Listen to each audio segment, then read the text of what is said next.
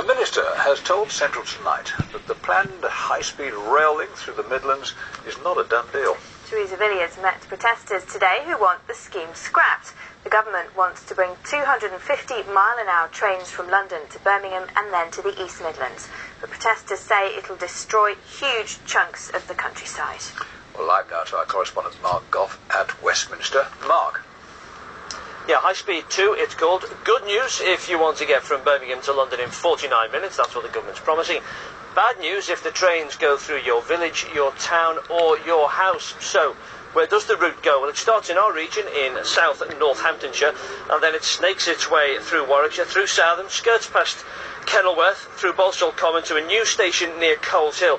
Then it peels off to Birmingham. But what the government wants is for a second line to then peel off to Leeds, and that will serve the East Midlands region. Well, protesters don't want it. They think it'll carve up some beautiful countryside.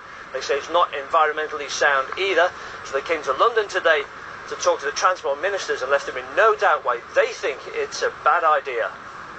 People don't understand, this is not a normal train track. This is a 100 metres wide construction zone of concrete that's going through floodplains, environment, watercourses. It's going to cost every single household in this country about £1,200. £33 billion in total just for the construction cost.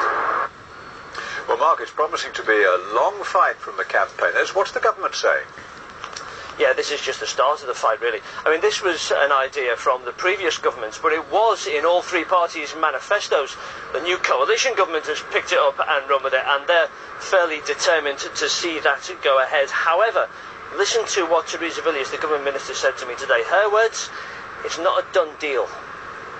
We believe that the economic and environmental benefits of high-speed rail are very considerable. That's why all three main political parties backed high-speed rail in their manifestos. But we do need to make sure that the communities potentially affected by a high-speed rail route play a really significant part in the decision-making process. So this is not a done deal.